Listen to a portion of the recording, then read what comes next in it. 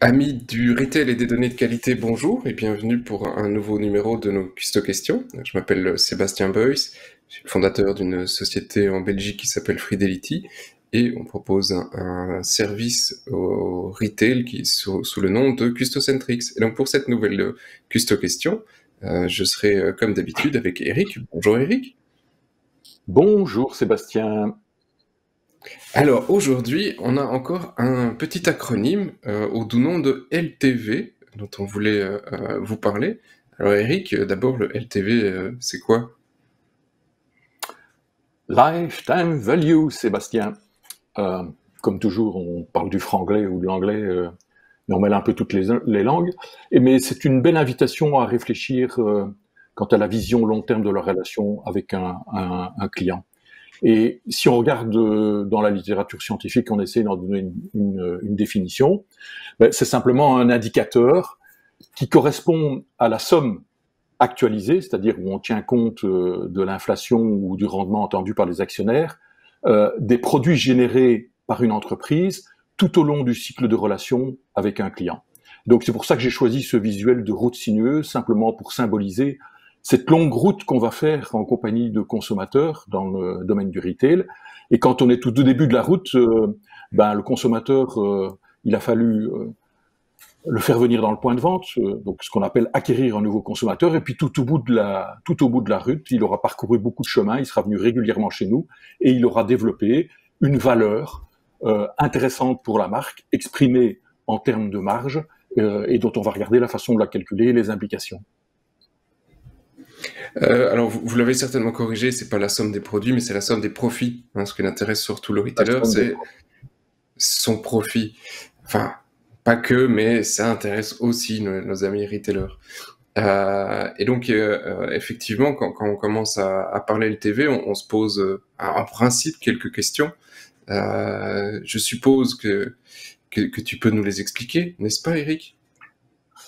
Ben oui, parce que nous, dans notre métier, on vend, comme tu le disais, un service, une plateforme logicielle, et le business model qui se trouve d'ailleurs derrière, c'est de rémunérer la plateforme en fonction du nombre de consommateurs dont le profil est hébergé sur la plateforme. Et donc, quand on rencontre nos clients ou nos prospects, on leur pose des premières questions. Et par exemple, on demande, à votre avis, combien de clients avez-vous? Et donc, on est toujours parfois très étonné des réponses. D'abord parce que c'est dur dans le secteur du retail de répondre à cette question-là.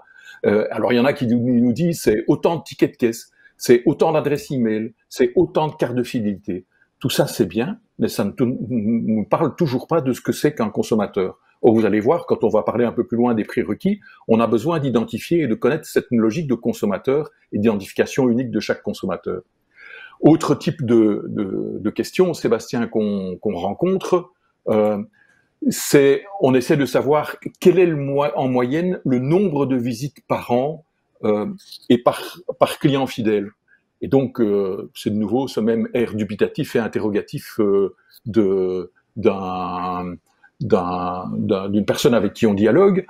Quand on lui demande quelle est votre estimation du taux de rotation de la clientèle, donc savoir quelle est la part des clients euh, qui ne deviennent infidèles, donc qui ne viennent plus dans l'enseigne et qui est compensé par le recrutement de nouveaux clients, ben, c'est des choses extrêmement complexes à mesurer pour un retailer. Et quand on demande aussi, avez-vous une idée du montant dépensé annuellement par vos meilleurs clients, ben, ça reste toujours extrêmement problématique. Or, il se fait, et nous avons déjà parlé de ça, Sébastien, dans notre dialogue, que pour un e-commerçant, c'est quelque chose qui est beaucoup plus simple à mesurer. Et donc, dans la problématique de la relation avec les e-commerçants, ou en tout cas de la compétition avec les e-commerçants, être capable de les rejoindre sur ce terrain-là, c'est un débat intéressant. Et donc, c'est ça qu'on va regarder un petit peu ensemble, si tu veux bien. Oui, et donc maintenant, effectivement, on a les quelques questions, mais de nouveau, on arrive aux custo-questions habituelles. C'est gentil, mais on a besoin de quoi et comment ça va se passer? Bah oui, il y a une série de prérequis qu'il va falloir pouvoir avoir. Le premier de ces prérequis, on l'a déjà cité, c'est d'être capable d'identifier de manière la plus unique possible chaque consommateur connu dans la base de données. Euh, on a fait déjà un petit échange sur le sujet, et donc vous pouvez vous référer à ce petit échange qu'on a eu en son temps. Le deuxième prérequis, c'est d'être capable de relier les dépenses d'un consommateur à ses données de profil. Ça, c'est toute la magie de l'intégration avec un système de caisse, et d'être capable, lors du passage d'un consommateur en point de vente, de relier ces données de dépenses à son profil. Il faut que ça se fasse avec une systématique suffisante, et de nouveau, on en a déjà parlé. Le troisième prérequis, c'est d'estimer la durée moyenne de la relation avec un consommateur fidèle. Alors ça, on a beau avoir mis en place un système, ce n'est qu'après X années qu'on va se rendre compte de cette information réelle. L'autre façon de l'acquérir, c'est en sondant les consommateurs, un échantillon de consommateurs, et en les interrogeant depuis quand vous êtes client, et de regarder un peu statistiquement comment ça se distribue. Et vous allez voir que c'est un paramètre super important. Le troisième paramètre, ou quatrième paramètre plutôt, c'est l'estimation du taux de rétention sur une période qu'il faut pouvoir estimer, ou pour lequel on doit pouvoir émettre une hypothèse. Donc, quand je recrute un nouveau consommateur, combien de temps est-ce qu'il reste fidèle à mon enseigne, et après combien de temps est-ce que je risque, pour la plupart, quelle est la probabilité qu'il ne soit plus client, qu'il ne soit plus aussi fidèle qu'avant. Et donc ce sont ces paramètres-là qu'il faut arriver à maîtriser, à comprendre, à estimer. Et donc les outils comme ceux de Custocentrix, au fil des années d'utilisation, évidemment, sont des précieux atouts pour collecter cette information, mais entre-temps, si on veut faire un premier calcul de la lifetime value, il faut pouvoir donner ces paramètres-là. Et enfin, un dernier paramètre, c'est une estimation de la marge bénéficiaire. Alors, on peut travailler un peu à la grosse louche et donner une marge bénéficiaire globale. Les plus sophistiqués seront capables de descendre à la catégorie de produits, voire même aux produits. Mais bon, on n'en est pas dans ce niveau de sophistication à ce stade-ci. Et le dernier paramètre, c'est le taux d'actualisation. Ben, vous savez très bien que si on parle de revenus futurs, il faut tenir compte d'un paramètre financier qui est peut-être estimé par exemple, le taux d'intérêt, c'est une forme d'estimation de l'impact de l'inflation et de la dévaluation de la valeur de la monnaie. Et donc, une fois qu'on a l'ensemble de ces paramètres, ben, on va pouvoir rentrer dans un mode de calcul, et c'est là que interviennent les gens de ton équipe, Sébastien. Ils doivent mettre ça dans l'ordinateur et procéder un peu à des calculs. Oui, et donc on est un peu dans la recette de cuisine, hein, donc alors si on a 200 grammes de data sur les bons consommateurs, 500 grammes de... Alors, on en fait quoi? C'est quoi la recette exactement? Parce que c'est beaucoup d'explications, mais finalement, elle est très très simple, la recette. Bah oui, la recette, elle est pas extrêmement compliquée quand on regarde les formules les plus simplifiées, mais vous allez voir qu'elle a de l'intérêt pour nous.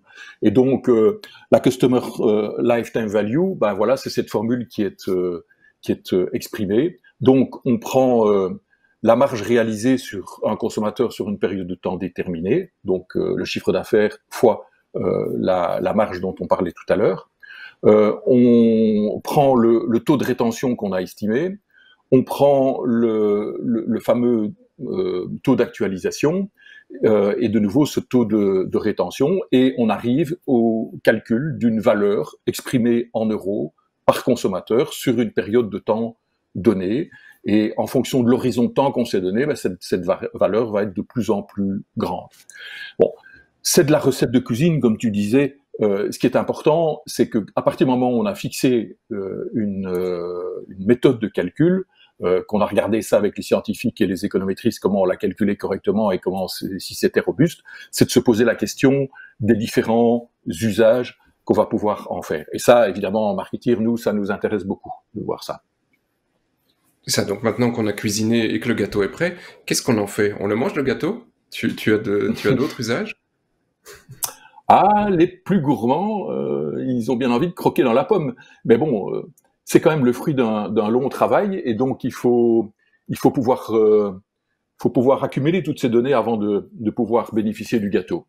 Alors, on va regarder un petit peu ces différents usages. Le premier usage, c'est d'observer cette évolution sur l'axe du temps. C'est clair que quand vous commencez à vous constituer votre base de données, ben, l'estimation de la lifetime value, elle va être très imprécise. Au plus vous accumulez de la donnée au fil du temps, au plus ça va devenir précis, et au plus vous allez pouvoir faire valoir son évolution, d'autant plus si vous arrivez à fidéliser une part importante de vos consommateurs. L'autre usage potentiel, c'est la comparaison entre des points de vente. Donc, si on prend la clientèle propre à un point de vente et qu'on compare ça soit au résultat global de l'enseigne, soit entre des points de vente, on observe déjà des différences qui tiennent à quoi? Qui tiennent à la capacité à faire dépenser plus d'un point de vente à un autre en fonction du caractère commerçant des personnes qui sont à l'intérieur du point de vente, leur façon de s'organiser, de pratiquer leur métier, mais aussi dans la capacité à fidéliser les clients qui fréquentent ce point de vente, notamment grâce au niveau de service, grâce à la gentillesse de l'accueil, grâce au professionnalisme, etc. Enfin, tout ce qui font les recettes de ce qui est, grâce au conseil, tout ce qui fait les recettes du commerce efficace. Ensuite, troisième mode d'utilisation, c'est une comparaison entre des segments. On vous a parlé dans un exercice précédent de ce que c'était que la segmentation RFM, résistance, fréquence, montant. On vous a dit comment on pouvait classifier des clients en bons clients, clients moyens ou clients un peu faibles. Eh bien, c'est clair qu'on peut comparer une lifetime value calculée spécifiquement sur chacun des segments et montrer quelle est la différence de profit futur en termes de marge brute par rapport d'un client entre un segment et un autre. Et ça, cet écart, il est super intéressant à comprendre pour un marketeur parce que ça montre tout le bénéfice de la fidélisation des clients. Alors, on peut aussi utiliser ce calcul de lifetime value pour estimer les conséquences du churn. Le churn, c'est quoi? C'est simplement le taux d'infidélité des clients. Et donc, quand on perd un client, ben c'est clair qu'on perd une marge future qui peut être extrêmement important, d'autant plus que le client était un client fidèle. Et donc, c'est important de maîtriser cet aspect-là pour savoir estimer l'impact du churn et le mesurer. Et puis, dernière évaluation, c'est de se donner une idée du niveau de ressources allouées à la fidélisation. Pourquoi? Parce que on dit toujours fidéliser un client coûte nettement moins cher que d'en acquérir un nouveau. Et donc, c'est important de se rendre compte de la marge cumulée que génère un consommateur fidèle pour savoir quelle est la part de cette marge que je souhaite ou que je suis prêt à affecter pour garder la fidélité ou pour conserver ou pour développer la fidélité avec ce consommateur. Et puis il y a un petit point que j'avais sauté tout à l'heure dans ma discussion, sur lequel je voudrais simplement revenir, c'est la problématique de comparaison entre la valeur d'un client à terme et le coût d'acquisition d'un nouveau client.